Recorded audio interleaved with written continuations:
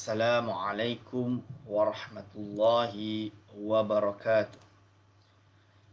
Alhamdulillahi rabbil alamin. Assalatu wassalamu ala ashrafil anbiya'i wal mursalin wa ala alihi wa ashabihi ajma'in. Wala hawla wala quwwata illa billahil aliyil azim. Allahumma la sahla illa ma ja'altahu sahla wa anta taj'alu hazana idza syi'ta sahla. Rabbi shrah li sadri wa yassir li amri wahlul 'uqdatam min lisani yafqahu qawli, amma ba'd. Pada yang terhormat Imam Besar Masjid Wilayah Persekutuan yang saya cintai dan saya hormati, kepada segenap asatizah, para alim ulama, para a'immah di masjid yang mulia ini, wabil khusus kepada segenap hadirin wal hadirat hafizakumullah yang setia bersama kami di rancangan Serambi Ilmu Online Masjid Wilayah Persekutuan dengan pengajian kitab Ayyuhal Walad karangan Imam Muhammad bin Muhammad Al-Ghazali rahimahullah, meninggal tahun 505 Hijriah. Hadirin wal hadirat hafizakumullah, pada pertemuan yang minggu lepas kita telah melalui pada pembahasan beberapa penyakit yang dikhabarkan oleh Imam Al-Ghazali di mana kita tidak dapat mengubatinya. Penyakit-penyakit ini adalah penyakit yang sudah hilang daripada kita harapan untuk diubati. Maka oleh itu Imam Al-Ghazali menjelaskan ada ciri kedua penyakit yang kita tidak dapat mengubatinya. Apabila kita tidak dapat atau kita tahu kita tidak mampu untuk mengubatinya, maka buat apa kita bersusah payah attempt atau mencuba untuk mengubati penyakit seperti ini. Penyakit yang pertama kita telah membahaskan, iaitu apa? Penyakit di mana seseorang yang memang dia itu jahil dan tidak berkehendak untuk mengubah kejahilannya, atau boleh kita panggil sebagai jahil murakkab. Orang yang jahil yang tidak tahu diri dia jahil. Apabila dia berbahas, berdebat, berhujah, berbicara dengan kita, maka tujuan dia adalah untuk menyerang. Kerana hatinya memang tidak mahu membuka, tidak mahu menerima kebenaran. Bagi dia, tujuan untuk perkara ini dilakukan adalah untuk menunjukkan kerendahan lawannya. Dan kalaupun kalah, dia tidak akan beranjak, tidak akan merubah pendapatnya. Maka penyakit yang kedua pula, tuan-tuan dan puan-puan, adalah yang mana muallif, iaitu Imam Al-Ghazali rahimahullah berkata, qala muallif rahimahullah wa thani, adapun yang kedua, an takuna illatuhu minal hamaqati, iaitu penyakit dalam orang seperti ini adalah datang daripada hamaqah. Hamaqah ini adalah idiosity ataupun dipanggil dengan kebodohan, keidiotan. Lebih kurang macam ni. Wa huwa aidan la yaqbalu al-ilaja. Orang seperti ini tidak boleh diubati. Tidak akan menerima perubahan atau menerima diubati. Kama qala Isa alaihi salatu wassalam. Seperti yang telah dikatakan oleh Nabi Isa alaihi salam, inni ma'ajastu an ihya'il mauta. Iaitu sesungguhnya aku tidaklah lemah untuk menghidupkan orang yang mati. Berarti Nabi Isa AS untuk menghidupkan orang mati ini benda yang mudah. Maksudnya dia mampu melakukannya. Kerana itu bahagian daripada mu'ajizat Nabi Isa AS. Waqad ajaztu an mu'alajatil ahmaq. Akan tetapi Nabi Isa kata, yang aku benar-benar lemah dan aku tak mampu adalah mengubati orang yang ahmaq, iaitu orang yang bodoh, orang yang tidak memiliki kecerdasan, kecerdekan. Ini yang disebut oleh Nabi Isa AS.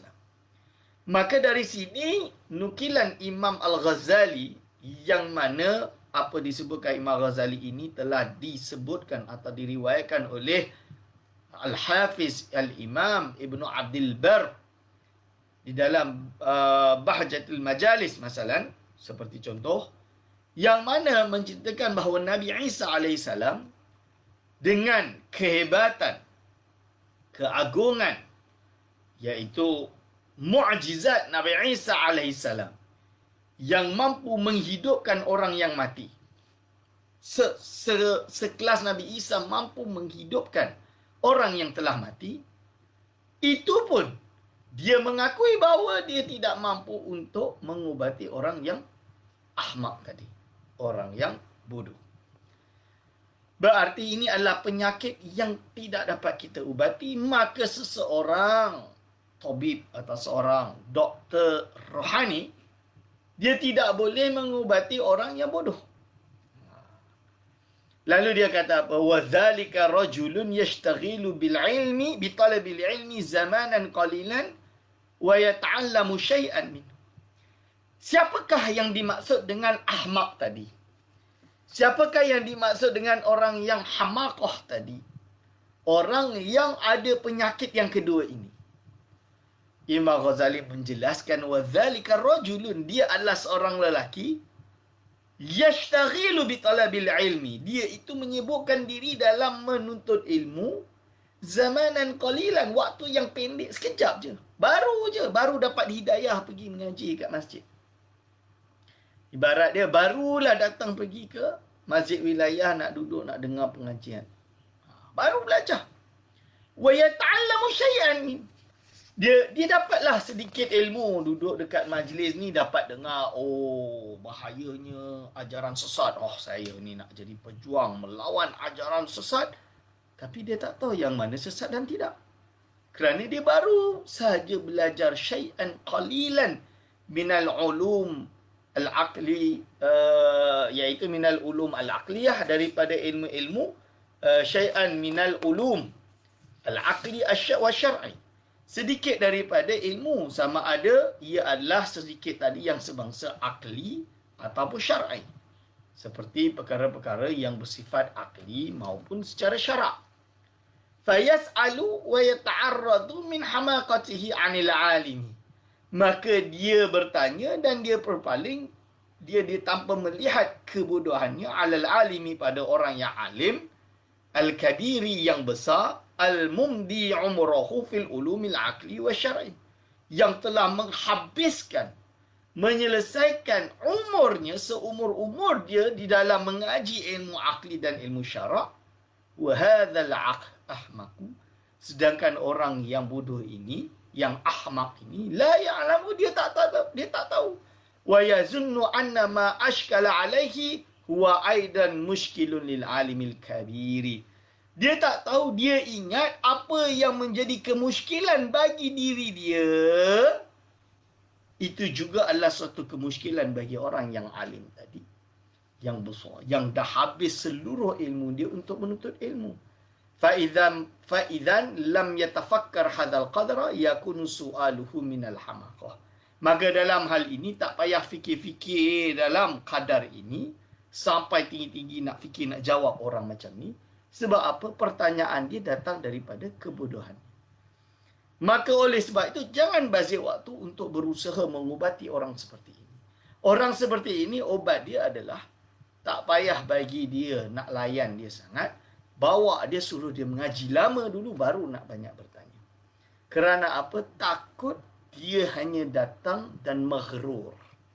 Maghrur dengan ilmu sedikit yang dia ada, dia tertipu. Seolah-olah dia adalah pemilik, pemegang kebenaran. Dia merasa dia ini sudah gah dan hebat. Dan apabila dia bertanya kepada orang yang alim, bukan dia nak cari jawapan, tapi dia nak mengetes atau hanya nak melihat kemampuan seseorang yang konon bagi dia adalah alim, tapi dia memang hati tidak akan menerima orang yang alim tadi. Inilah yang banyak terjadi pada hari ini, terutama di kalangan golongan-golongan yang merasa dia ini sudah hebat, Dia ini, saya ni dah memang pakar, berhasil menjadi dari miskin menjadi kaya raya. Maka dalam hal agama saya juga ada ilmu dan tahu apa yang benar dan salah. Ini adalah bahaya dia. Lalu apa dia kata? Fayambaghi alla yashtaghila bijawabihi. Sebaiknya engkau janganlah menyibukkan diri untuk melayan orang-orang seperti ini, untuk menjawab soalan-soalan ni. Lianna jawabal ahmaqi as-sukutu. Kerana nak menjawab orang yang bodoh seperti ini adalah diam. Diam je lah. Kita bagi tahu macam mana pun dia tak nak dengar. Ibarat dia, ada orang yang datang ke masjid. Dia mendengar seorang ustaz yang berkata bahawa ketahuilah Rasulullah SAW telah bersabda, kullu bid'atin dalalah wa kullu dalalatin finnar. Segala bid'ah adalah sesat dan segala kesesatan berada di api neraka. Tuan-tuan dan puan-puan, apakah itu bid'ah? Bid'ah ini benda yang tidak dibuat oleh Rasulullah SAW, seperti amal ibadah. Di dalam amal ibadah yang tidak dibuat oleh Rasulullah SAW ini adalah sesat dan sesat ini berada di api neraka. Lalu apabila ada orang berselawat, dia kata, Rasulullah SAW adakah berselawat dengan lafaz ini? Tak ada. Maka ini bid'ah sesat, masuk ke api neraka. Maka orang yang jahil, dia dengar satu, dia ingat, dia dah tahu, dia ambil perkara ini, dia terima perkara ini, dan dia pergi jumpa ulama-ulama yang besar-besar, yang alim-alim, yang dah khatam beratus ribu kitab. Bukan hanya khatam, telah mengarang berbagai kitab. Lalu apabila ulama tersebut berselawat, Allahumma salli ala sayyidina Muhammad salatan tunjina, Allahumma salli ala sayyidina Muhammad biadadi anwa'i rizki, Allahumma salli ala sayyidina Muhammad tibbil qulubi wad-dawa'i wa ghairi zalik, dan selebihnya. Allahumma salli ala sayyidina Muhammad salatan kamilatan wa salim salaman taman ala sayyidina Muhammad litanhalu bil qadu wa tanfariju bil kurabu, atau berzikir hasbi rabbi jallallah ma fi qalbi ghairullah nur Muhammad sallallahu. Langsung orang yang tidak ada ilmu tadi pun mengatakan, ini bid'ah kerana mana ada hadis dia. Cuba buka dalam kitab-kitab hadis. Apakah kalian menemukan dalam kitab ini? Tak ada. Berarti ini bid'ah, Rasul tak pernah buat. Benda yang baru ini adalah sesat, maka segala kesesatan itu finnar. Dan akhirnya dia akan menuduh bid'ah dan sesat ratusan ribuan ulama yang mengamalkan berbagai jenis salawat yang telah diwariskan daripada ulama-ulama hebat terdahulu, gunung-gunung sampailah ke bawah. Hadirin wal hadirat hafizakumullah. Ustaz, saya nak tahu apa dalil dia yang boleh ini. Saya cerita panjang-panjang pun dia akan membazir waktu, kerana kita berbicara dengan orang yang tak faham bahasa Arab pun dia tak faham. Maka kalau saya nak kata susah sangat, bolehlah baca kitab-kitab seperti Fiqhus Salawat. Syekh Zaki, Ibrahim Zaki, dia ada karang satu kitab nama dia Fiqhus Salawat. Boleh baca dalam tu. Ustaz, saya tak pandai bahasa Arab. Kalau tak pandai bahasa Arab, ikut dengar. Itu maksud dia. Dengar, ikut, patuh. Kita nak syarahkan panjang-panjang, penat. Tapi di kalangan ilmuwan, of course, kita duduk, kita berbahas. Kita berbicara bahasa Arab, dia faham bahasa Arab, kita faham bahasa Arab. Kita baca kitab Arab, dia boleh faham kitab Arab. Berbeza dengan orang yang bahasa Arab pun tak reti, lalu nak banyak debat. Nak banyak bertanya. Lebih-lebih lagi, bahasa Arab zero, berusaha untuk menulis buku dalam hal agama. Na'udzubillah min zalik. Ini adalah pintu pertama yang membawa kepada kesesatan. Hadirin wa hadirat hafizakumullah. Dan ilmuwan jangan lupa tugas mereka, kerana mereka sudah ada ilmu, maka mereka perlu dan wajib berdakwah serta menulis agar supaya ruang dakwah dan penulisan tadi tidak diambil oleh orang-orang awam yang tidak ada ilmu tapi merasa dia cukup untuk menyampaikan ilmunya, walhal perkara tersebut akan berbalik menjadi penyakit bagi diri dia kerana dia enggan menerima nasihat orang yang lain. Ini yang disebut dengan li'annal jawabal ahmaqi as-sukutu. Kerana sesungguhnya menjawab orang yang ahmak seperti ini adalah as-sukutu, diam sahaja. Hadirin wal hadirat hafizakumullah. Inilah penyakit yang besar yang banyak terjadi di kalangan umat Islam, terutama bagi negara-negara seperti kita.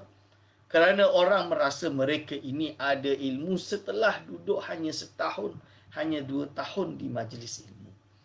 Ketahuilah, untuk mencapai derajat seorang yang benar-benar faqih di dalam ilmu, dia memerlukan menguasai berbagai jenis ilmu. Pertama, ilmu alat. Apakah ilmu alat? Ilmu nahu saraf. Tidak cukup ilmu nahu saraf sahaja. Ilmu balaghah, ilmu sastra, ilmu syair. Ini perlu, dia perlu tahu. Ilmu arud. Ini perlu memiliki keilmuan dalam bidang ini. Dan untuk mengkaji ilmu ini, dia tidak cukup 1 tahun, 2 tahun. Tidak ada istilah orang akan mahir bahasa Arab hanya dengan 200 jam mendengar YouTube. Hanya dengan mendengar pengajian melalui online. Dalam waktu berapa jam, berapa hari, seminggu, 2 minggu, sudah faqih bahasa Arab. Tuan-tuan dan puan-puan, ulama mengkaji bahasa Arab zaman dahulu sahaja. Dia kena menghafal jurumiyah, kena menghafal tasrif, kitab-kitab yang tebal seperti ini. Menghafal Al-Imriti, menghafal Alfiyah Ibn Malik sebanyak 1002 bait. Bukan hanya menghafal, tapi juga menterapkan, mentadbik bahasa Arab tadi dalam membaca kitab-kitab turas yang tidak memiliki harakat ataupun syakl. Mengetahui i'rab, ini mubtada', ini khabar. Apa faedahnya fi'il didahulukan dan mengakhirkan fa'il? Apa faedahnya kadang-kadang mubtada' didahulukan lalu jumlah dia jumlah khabariyah? Sebagai jumlah khabariyahnya adalah berupa fi'liyah. Kadang-kadang ada yang dengar, apa itu jumlah, Ustaz? Saya tahu jumlah itu hitungan. Dalam ilmu bahasa Arab, jumlah tidak bermaksud hitungan. Dia adalah susunan antara musnad dan musnad ilaih. Wah, ini perbahasan yang panjang. Dan ini mengeluarkan, menghasilkan fawaid dan juga faedah yang banyak untuk mencapai kepada darajat ilmi. Apabila ini sahaja kita tidak tahu, bagaimana kita mau masuk ilmu alat selanjutnya? Iaitu seperti ulumut tafsir, ilmu tafsir, ilmu usul fiqh, ilmu ulumil hadis. Ini belum memasuki tentang usulut tasawuf, ilmu tentang dasar kunci ilmu tasawuf. Seperti yang disebutkan oleh Imam Al-Ghazali rahimahullah. Belum lagi memahami tarikhil ulum, iaitu sejarah ilmu. Sehingga kita tidak terjadi mencampur aduk antara pembahagian, pengklasifikasi ilmu dengan tidak. Pada hari ini orang menjadi confused. Ada orang ingin mempelajari fiqh, furu' fiqhiyah, kita panggil al-furu' al-fiqhiyah.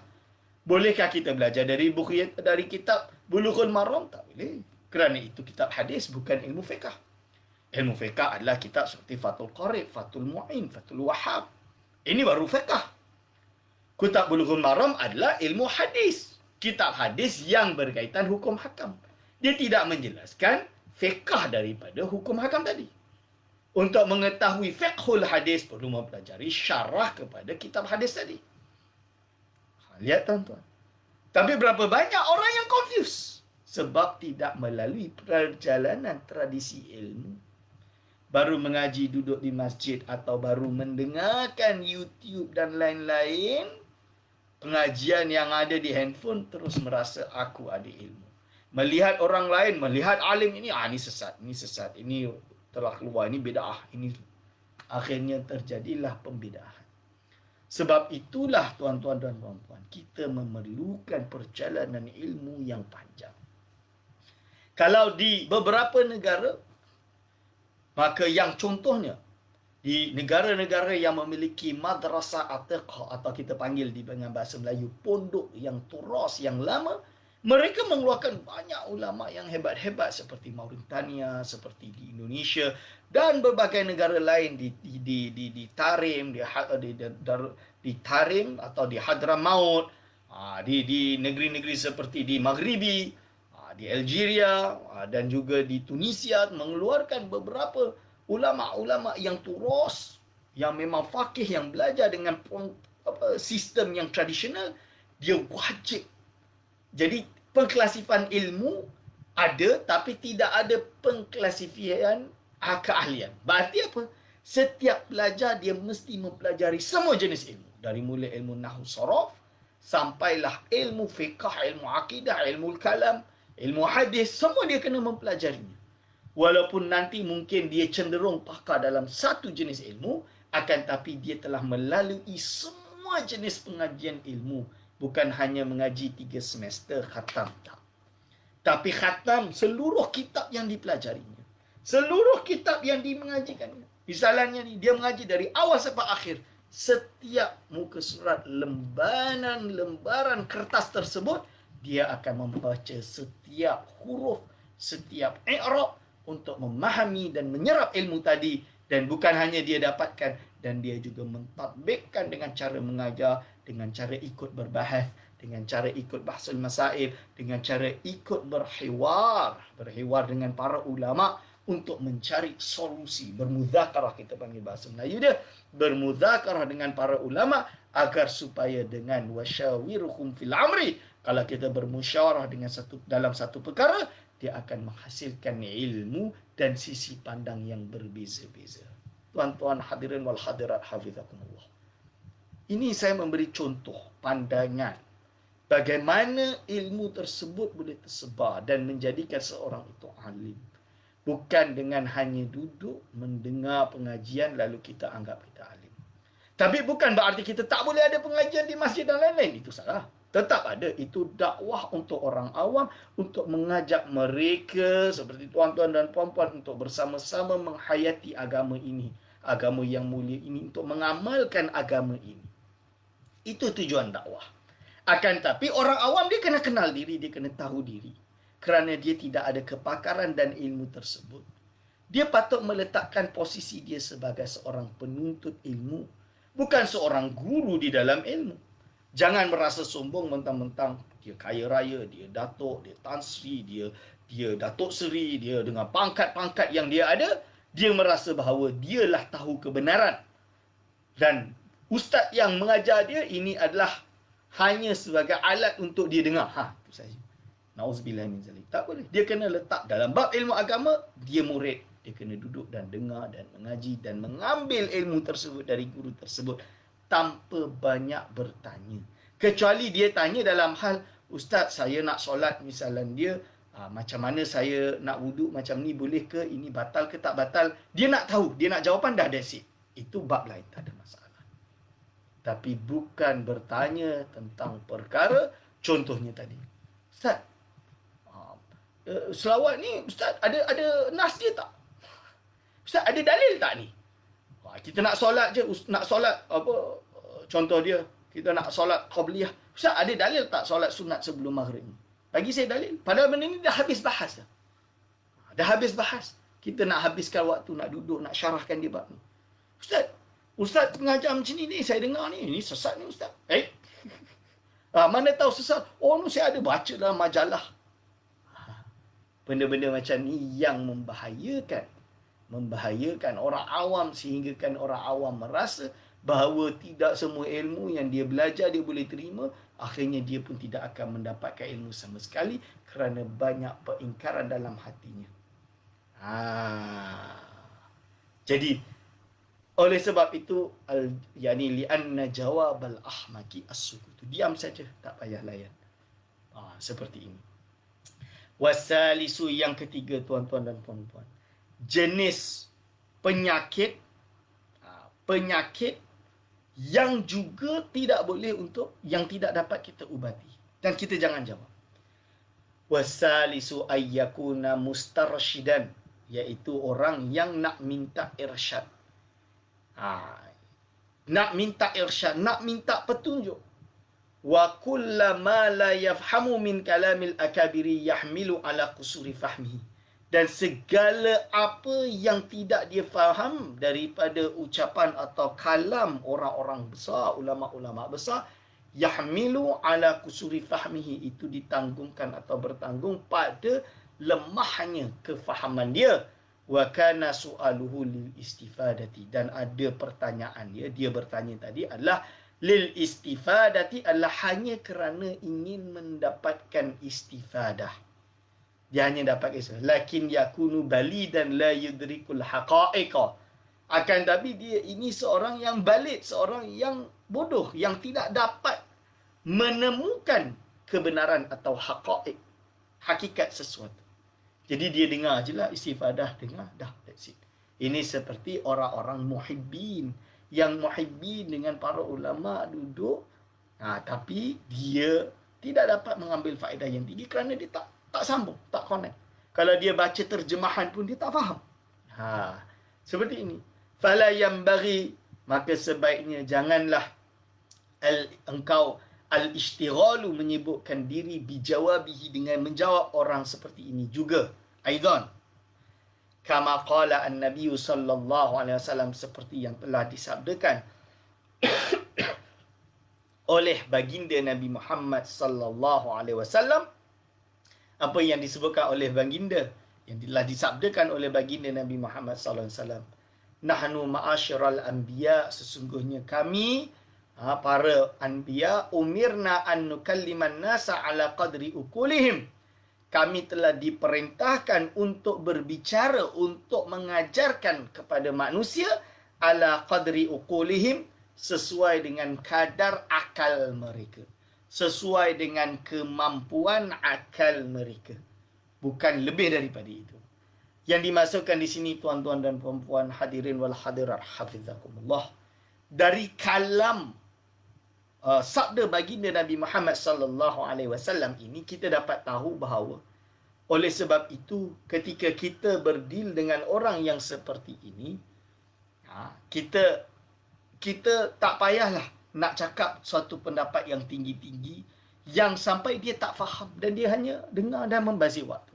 Kalau dia tanya soalan, "Ustaz, boleh tak Ustaz jelaskan saya tentang isu ini, isu itu," yang mana perbahasan dia sangat tinggi, kita tak payah nak jawab. Sebab apa? Kita jawab tinggi-tinggi pun dia tak faham. Kita jawab tinggi-tinggi pun dia tak faham. Dia tidak ada faedah untuk dijawab. Kalau dia bertanya benda, "Ustaz, saya wuduk tapi ada lilin kat tangan saya, sah ke tak sah?" Ini kena jawab lah. Wajib untuk dijawab. Kerana apa? Kerana dia nak tahu hukum. Tadi ada lilin dekat tangan dia. Aku wuduk, sah ke tak sah Ustaz? Maka tak sah, lilin tu kena dihilangkan dulu. Ini adalah maqam golongan yang ketiga tadi. Berarti tuan-tuan dan puan-puan, golongan kedua adalah golongan orang yang awam, yang memang tak tahu, tapi dia tanya hanya macam nak test, dan kita syarahkan pun dia tak faham. Okay? Yang kedua, jangan berbicara dengan istilah-istilah perbahasan yang tinggi, hanya boleh cakap dengan perbahasan-perbahasan yang sesuai dengan maqam dia, dengan level dia. Ini yang disebut oleh Imam Al-Ghazali rahimahullah, bagaimana menasihati orang awam supaya dapat ilmu tersebut dan menjadi ilmu yang bermanfaat. Oleh sebab itu tuan-tuan dan puan-puan, ingin saya ingatkan dengan sebuah syair Arab, yang inti daripada syair Arab itu mengatakan bahawa, wahai domba-domba, iaitu domba-domba, janganlah engkau peduli dengan gunung dan engkau tanduk-tanduk gunung tersebut, kerana gunung tersebut tidak akan jatuh. Engkau tak payah risau tentang gunung tersebut, sedangkan yang kau kena risau tu kepala engkau yang engkau tanduk-tandukkan tadi. Ini maksud dia apa? Dia adalah menasihatkan kepada orang-orang awam yang menyibukkan diri untuk menyesatkan dan mengkafirkan atau membid'ahkan ulama-ulama dahulu yang diibaratkan seperti gunung-gunung yang hebat. Mereka ni dah hafal Al-Quran, Sunnah, berbagai kitab mereka telah khatam, menulis berbagai kitab. Sedangkan kita bahasa Arab pun tak reti. Lepas tu kita ada tergamak untuk mensandul, untuk mentanduk, melagakan kepala kita dengan gunung-gunung tadi. Kau tak perlu risau tentang gunung, tapi kau risau kepala engkau, kerana kepala engkau yang akan rusak nanti. Ini adalah suatu syair Arab yang terkenal, bagaimana menasihati kepada orang-orang untuk tidak mudah menyesatkan ulama-ulama yang besar. Hadirin wal hadirat hafizahullah. Kita serahkan perdebatan ilmu yang tinggi di kalangan ulama kepada ahlinya, iaitu ulama jua, dan janganlah kita menyibukkan diri untuk ikut masuk di dalam arena perdebatan para ulama. Wa ammal amaradu Wa ammal maradu alladhi yaqbalul ilaja fahuwa ayyakuna mustarshidan aqilan fahiman wa la yakunu maghlubal hasati wal ghadabi wa hubbi syahwati wal jahi wal lami wal mali wa yakuna talibat tariqil mustaqim wa lam yakun su'aluhu wa iraduhu an hasadin wa ta'annutin wa imtihanin. Adapun penyakit yang menerima untuk diubati. Sekarang dia nak jelaskan. Okey, penyakit yang boleh untuk menerima diubati. Yang pertama, fahuwa ayyakuna mustarshidan aqilan fahiman. Dia adalah seorang yang meminta petunjuk. Dia berakal, boleh menerima, fahiman, dan dia boleh faham. Wala yakuna maghlubal hasadi wal ghadabi. Dan dia tidak dikuasai oleh rasa hasad, dengki dan marah. Wa hubbi syahwat, dan suka tentang syahwat, wal jahi dan pangkat, wal mali dan harta. Jadi dia tidak dikuasai oleh perkara tersebut. Jadi dia betul-betul nak ada ilmu, dia ada akal, dia boleh faham, dan dia memang nak tahu kerana dia nak dapat ilmu. Dan dia bukan untuk kepentingan duniawi, untuk syuhrah, biar terkenal. Dia bukan kerana apa? Kerana pangkat, kerana nak dapat harta. Wa yakuna talibat tariqil mustaqim, dan tujuan dia hanya untuk mencari jalan yang lurus. Dia hanya nak cari jalan yang lurus. Walam yakun su'aluhu wa i'tiraduhu an hasadin wa ta'annutin wa imtihanin, dan tidaklah pertanyaan dia, soal dia tadi dan perlawanan dia adalah berasal daripada hasad dengki, kerana dia hasad dengan orang ini. Sebab itu dia saja tanya, nak test, nak jatuhkan credibility ustaz ni, kita test depan semua orang, tanya dia, tengok dia boleh jawab ke tak. An hasadin wa ta'annutin, sebab dia nak lawan ni, dia tak puas hati dengan syekh ni, nak lawan, nak debat. Wa imtihanin, atau untuk menguji. Ini kalau dia tanya atas alasan itu, tinggalkan. Tinggalkan. Tapi kalau dia tanya, memang dia nak tahu. So means kalau nak tahu hakikat, boleh tak pertanyaan tersebut di belakang tak ada orang? Tak ada orang tahu. Kalau dia boleh jawab, tak ada boleh jawab, tak ada orang tahu. Oh, boleh ustaz. Tapi tak syok lah ustaz.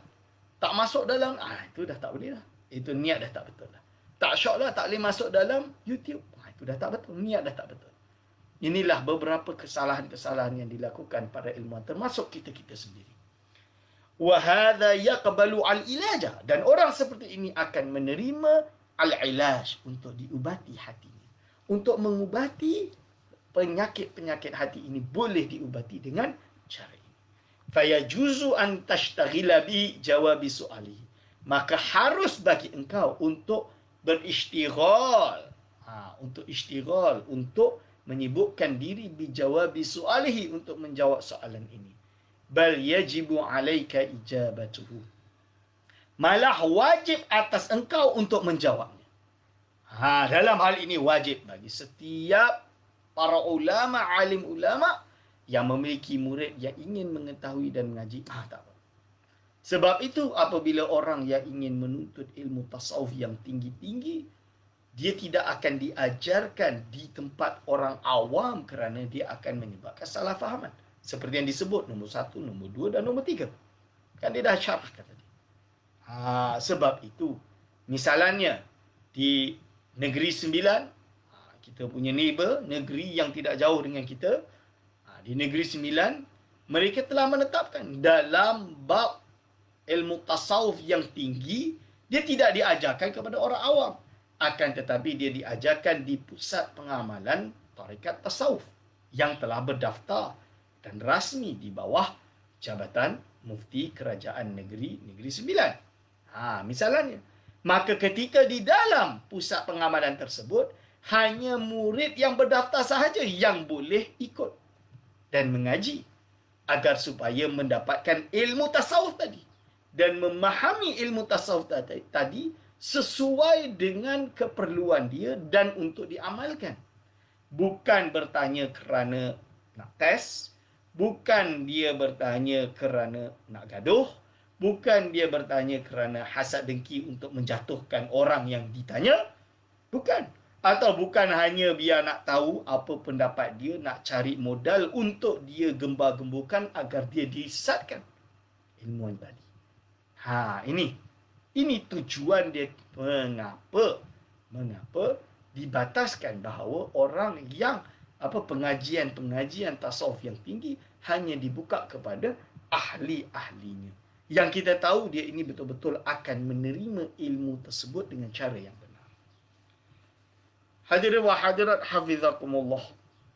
Tidak semua ilmu boleh kita buka kepada semua orang. Ibarat yang disebutkan oleh atau diriwayatkan oleh Imam Al-Ghazali banyak kali dalam kitab Ihya Ulumuddin dan kitab-kitab yang lain, kashful, iaitu asrar rububiyah, yakni adalah termasuk kufur, iaitu membuka ifsya'us sirri rububiyah, membuka rahsia-rahsia ketuhanan adalah kufrun, adalah perkara yang dapat membawa kepada kekufuran.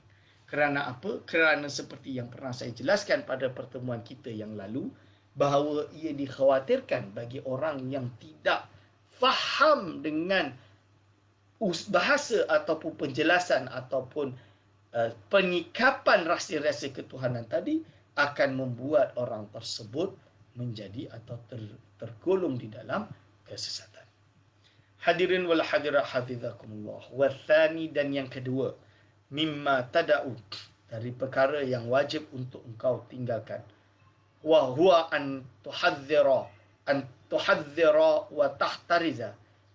An tahdhira, iaitu untuk engkau menjauhi, wa tahtariza, dan kau menjaga, min an takuna wa'idhan, iaitu engkau menjadi seorang yang wa'iz. Wa'iz ini preacher, orang yang mempreach, memberi, iaitu hanya mewa'iz au mudzakiran, atau mendengarkan, li'anna afatahu kathiratun, kerana bahaya dia sangat banyak, illa an ta'mala bima taqulu awalan, kecuali engkau beramal dengannya dahulu. Engkau beramal dengan dia baru kau cakap. Summa ta'idha, barulah engkau mempreach untuk berdakwah, bihi an-nasa, dengannya kepada manusia. Tuan-tuan dan puan-puan, hadirin wa hadirat hafizakumullah. Sebab itu kita berusaha jangan menjadi orang yang pendakwah bebas yang hanya pandai cakap tapi tak nak buat. Dia cakap tapi dia tak nak buat. Ini tak boleh. Dia kena orang yang alim dan amil. Yang alim, amil, wa'if. Dia yang alim, ada ilmu, dia beramal dengan ilmu dia, dan dia mengajak wa'if. Dia mengajak kepada, dia memberi nasihat. Ini apa yang disebutkan oleh Imam Al-Ghazali. Kerana apa? Kita takut kita tergolong di kalangan orang-orang yang berilmu, tapi ilmunya tidak bermanfaat baginya atau bagi manusia. Maka apa yang terjadi? Inilah golongan orang-orang yang sabda Rasulullah SAW termasuk di kalangan golongan yang akan berada di api neraka Jahannam nanti, iaitu orang alim yang ilmunya tidak bermanfaat.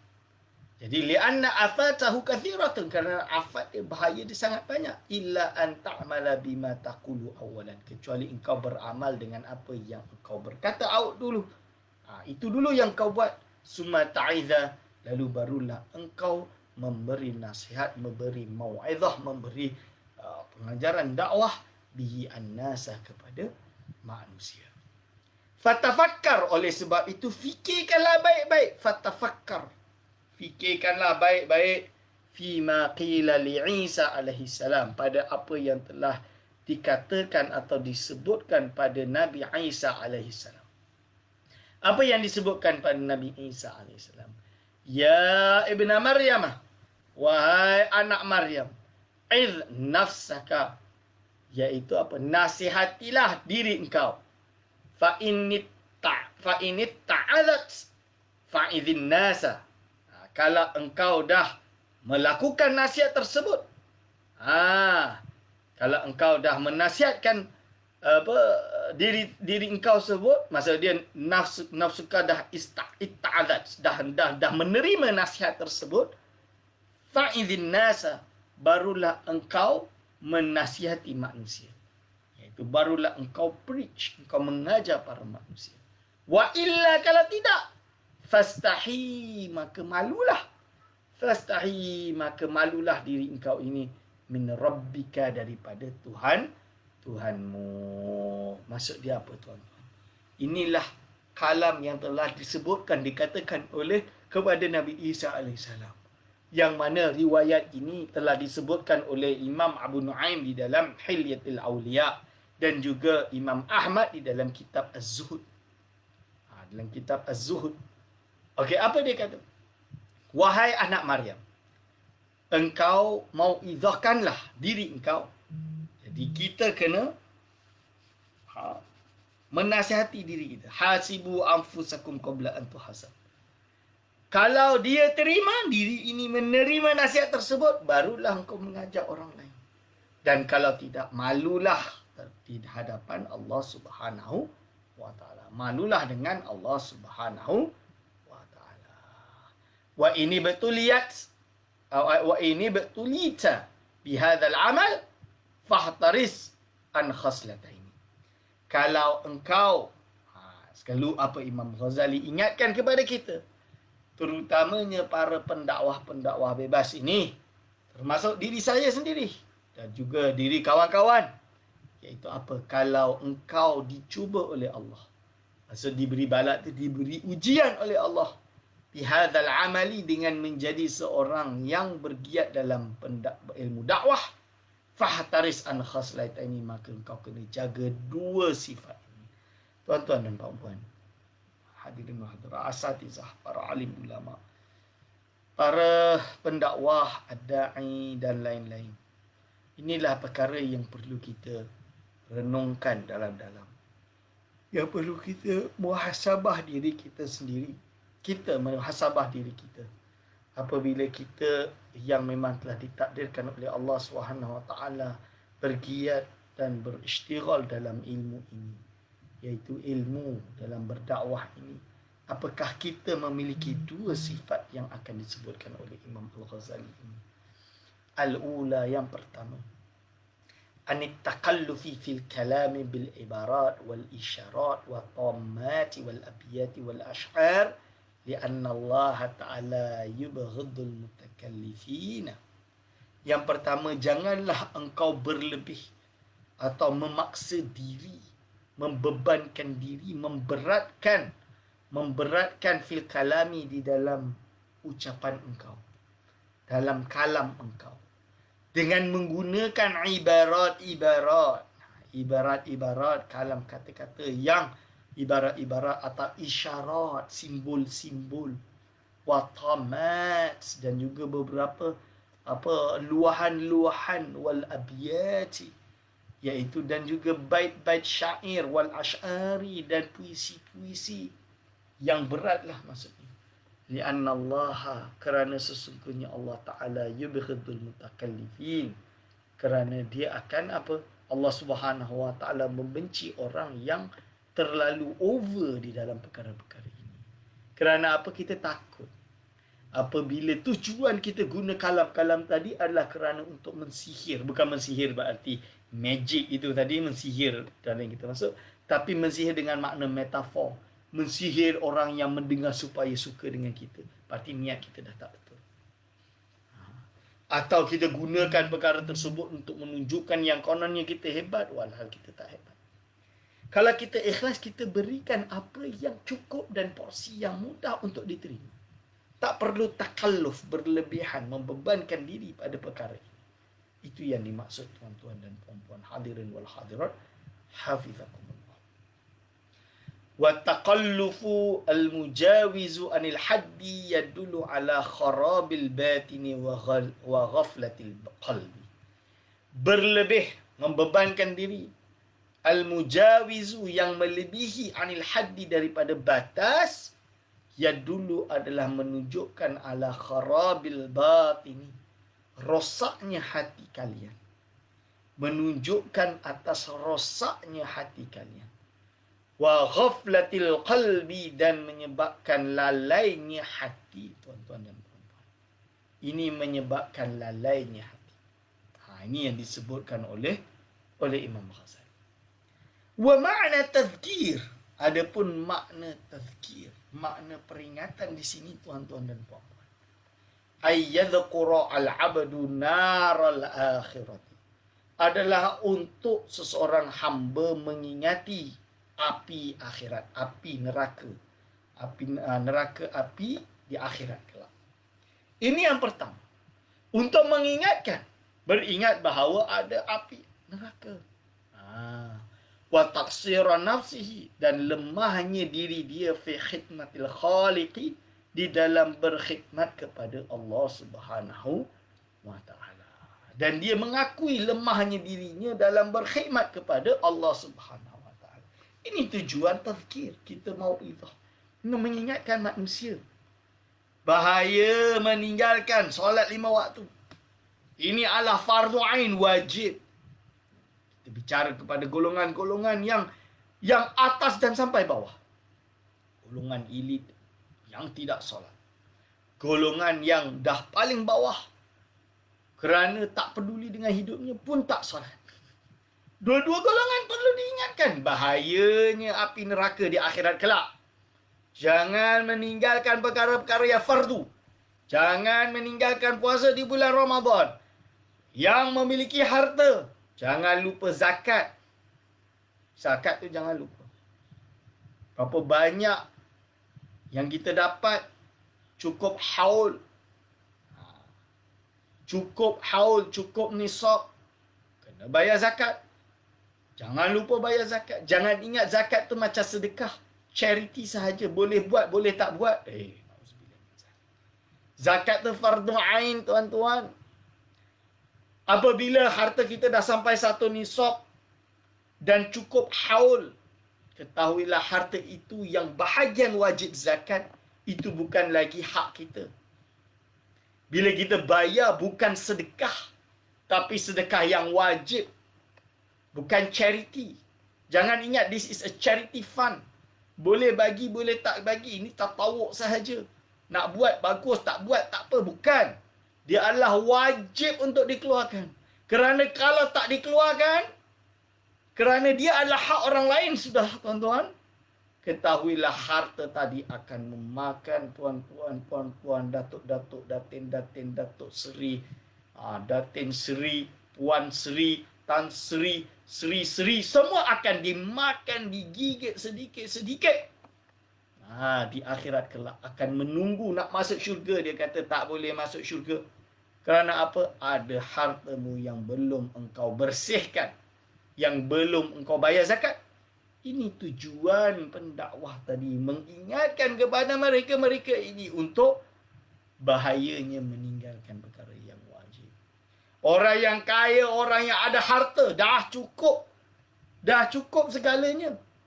Boleh berangkat haji, tak nak berangkat haji. Lainlah dalam masalah COVID ni, itu bab lainlah. Dia nak berangkat tapi tak boleh berangkat, itu urusan lain. Tapi nanti kalau dah buka COVID, atau golongan yang memang tak nak pergi haji. Kerana apa? Malaslah pergi haji. Besoklah, tahun depan lah. Delay tahun depan.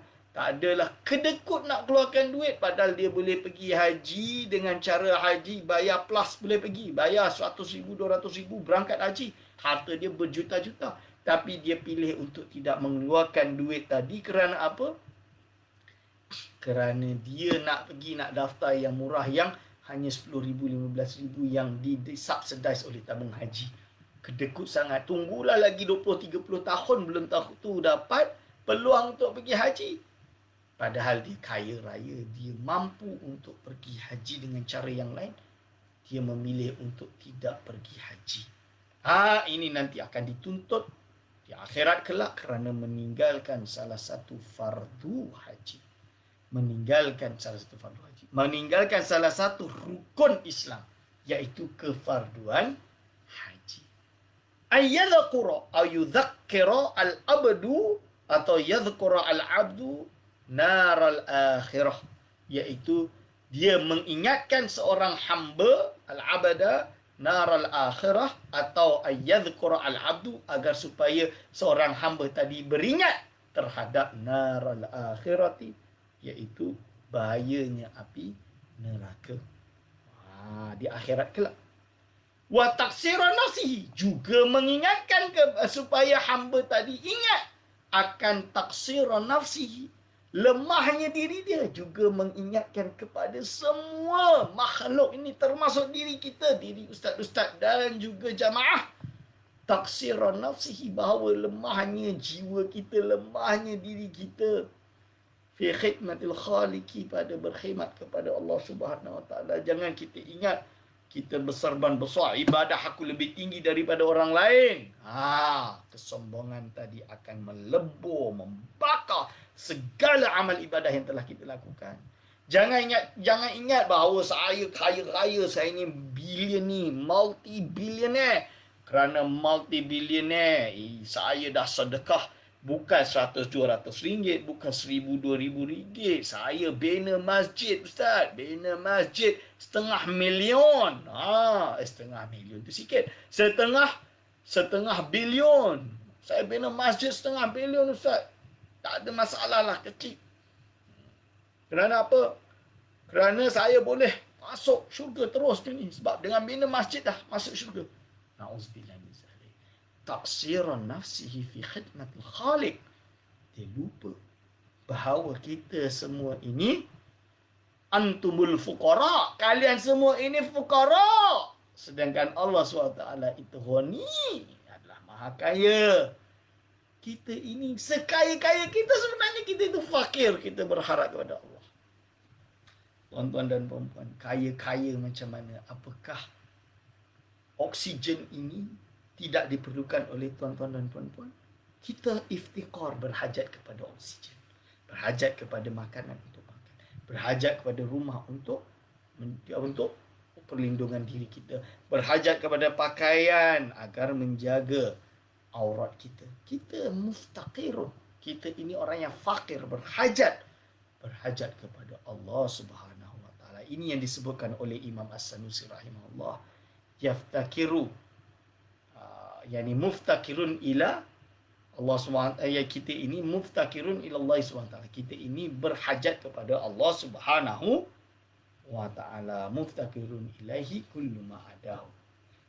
Allah SWT ini zat yang berhajat kepadanya segala sesuatu selain dia. Maka kita kena ingat, amal ibadah kita buat ini semua datang daripada Allah. Kalau Allah tidak memberi kita daya dan kekuatan, nescaya kita tidak mampu untuk beribadah. Iaitu apa? Taksiran nafsihi fi khidmatil khaliq. Wa yatafakkara, dan supaya untuk berfikir-fikir fi umrihi al-madi, pada apa umurnya yang telah lalu. Kita renung, muhasabah diri kita. Apa yang kita buat hari-hari kita yang lalu? Apakah ibadah yang telah kita buat? Apakah yang kita buat fi umrihi al-mali, pada umurnya yang telah lalu, allazi afnahu fi ma la ya'nihi, yang mana dia telah habiskan umurnya ini pada perkara-perkara yang tidak ada faedah. Betul ke tidak, tuan-tuan? Cuba kita renung, apakah telah kita habiskan umur kita pada perkara yang tidak berfaedah? Kita renung. Ya, selama ini aku telah membazirkan waktu aku dengan perkara yang sia-sia. Misalan, seperti apa? Bertahun-tahun, Ustaz, saya kerja tak solat, sibuk dengan kerja, sibuk dengan bisnes, sibuk dengan mengumpulkan harta. Saya niat nanti bila dah kaya raya barulah saya nak beramal. Itu adalah alladhi afnahu fi ma la ya'nihi, yang mana dia telah meleburkan hidup dia pada perkara yang tidak ada faedah dia. Ini tuan-tuan dan puan-puan hadirinul hadirat hafizakumullah, ayyatafakkara fi umri al-mali. Cuba direnungkan. Renungkan apa yang dia buat yang tidak ada faedah. Berhari-hari duk pergi gaduh sana gaduh sini. Kononnya kami ini membawa rakyat kepada kebenaran, membawa umat kepada kebenaran, tapi sebenarnya dia buat benda yang bukan yang menjadi penting baginya. Lebih baiklah dia muhalahadah diri dia, apakah dia cukup amal ibadat untuk menyelamatkan diri dia di akhirat kelak. Sebab itu Rasulullah SAW bersabda, min husni islamil mar'i tarkuhu ma la ya'ni. Sebaik-baiknya Islamnya seseorang adalah meninggalkan sesuatu yang tidak ada faedahnya. Tarkuhu ma la ya'ni, meninggalkan perkara yang tidak ada faedah baginya. Jadi sebab itu kita tak boleh bertugas pada perkara yang kita pada tarku, kita kepada melakukan. Kita tak boleh berkiat. Sebaiknya orang Islam yang baik adalah orang Islam yang tidak menyibukkan diri pada perkara yang tidak berfaedah.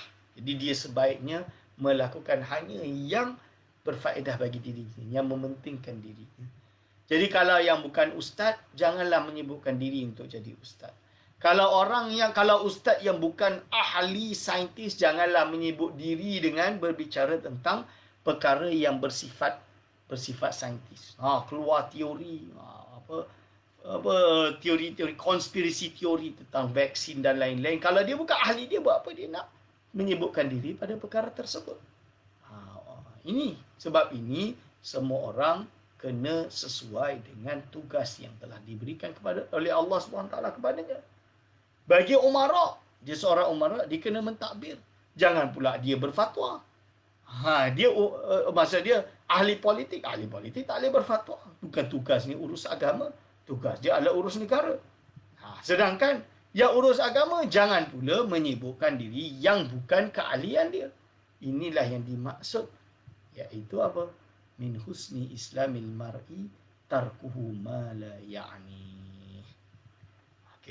Tapi suatu perkara yang pasti, kita semua kena menyibukkan diri kita dalam di dalam usaha untuk beribadah kepada Allah Subhanahu wa ta'ala. InsyaAllah kita akan meneruskan pengajian ini pada minggu hadapan. Kita berhenti pada ayyatafakkara fi ma baina yadayhi minal aqabat. InsyaAllah kita jaga diri kita jaga keluarga kita daripada virus yang mengganggu ketenteraman umat Islam dan seluruh manusia ini. Dan saya mengingatkan kepada segenap hadirin wa hadirat hafizakumullah para jamaah, insya-Allah jangan kita putuskan diri kita dengan keilmuan, sentiasa bersama dengan pengajian-pengajian yang telah diusahakan oleh Masjid Wilayah Persekutuan ini di dalam channel Facebook ini. InsyaAllah dengan harapan kita sama-sama mendapatkan ilmu yang bermanfaat fi dini wa dunia wal akhirah.